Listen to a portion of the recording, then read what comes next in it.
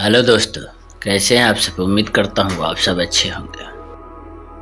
हिंदू मुस्लिम एकता के पैरोकार मौलाना आजाद कभी भी मुस्लिम लीग के द्विराष्ट्रवादी सिद्धांत के समर्थक नहीं बने। उन्होंने खुलकर इसका विरोध किया।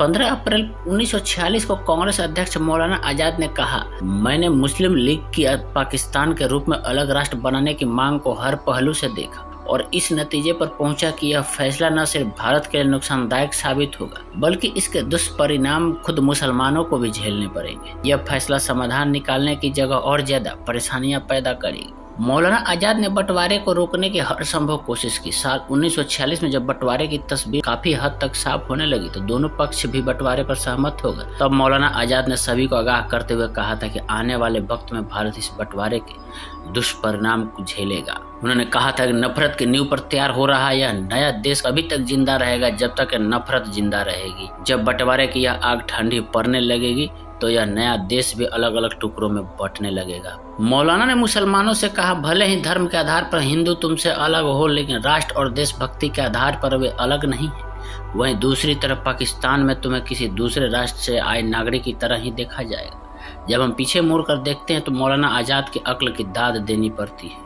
उनकी सटीक भविष्यवाणियां प्रशंसनीय है।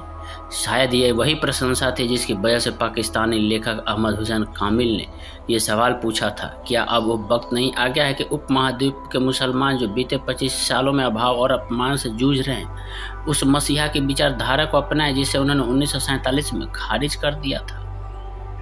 मौलाना ने जो दृश्य 1946 में देख लिया था वह पाकिस्तान बनने के कुछ साल बाद ही 1971 में सच साबित हो गया।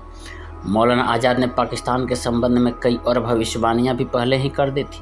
उन्होंने पाकिस्तान बनने से पहले ही कह दिया था कि यह देश एकजुट होकर नहीं रह पाएगा। यहाँ राजनीतिक नेतृत्व की जगह सेना का शासन चलेगा। यह देश भारी कर्ज की बोझ तले दबे रहेगा, पड़ोसी देशों के साथ युद्ध के हालात का सामना करेगा। यहाँ अमीर व्यवसायी वर्ग राष्ट्रीय संपदा का दोहन करेंगे और अंतर्राष्ट्रीय ताकतों पर इस पर अपना प्रभुत्व जमाने की कोशिशें करती रहेगी।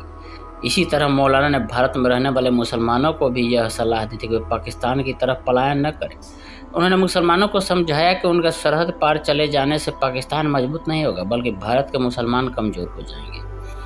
उन्होंने बताया कि वह वक्त दूर नहीं जब पाकिस्तान में पहले से रहने वाले लोग अपने क्षेत्रीय पहचान के लिए उठ खड़े होंगे और भारत से वहां जाने वाले लोगों से बिन बुलाए मेहमान की तरफ पेश आने लगेंगे। ऐसे थे मौलाना अबुल कलाम। और आज के समय में देखिए हिंदू मुस्लिम कर देश में अशांति फैलाई जा रही है। पहले के मुसलमान थे, मौलाना अबुल कलाम तो मुसलमान ही थे जो देश को विभाजन नहीं होना चाहते थे, पाकिस्तान को देखना नहीं चाहते थे। वाह, यही हमारी देश की संस्कृति परंपरा।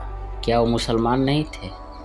वो भी मुसलमान ही थे लेकिन वो राष्ट्रवादी मुसलमान थे। हमारे चैनल को सब्सक्राइब नहीं किए हैं तो सब्सक्राइब कर लें ताकि हर वीडियो की नोटिफिकेशन आपको मिलती रहे।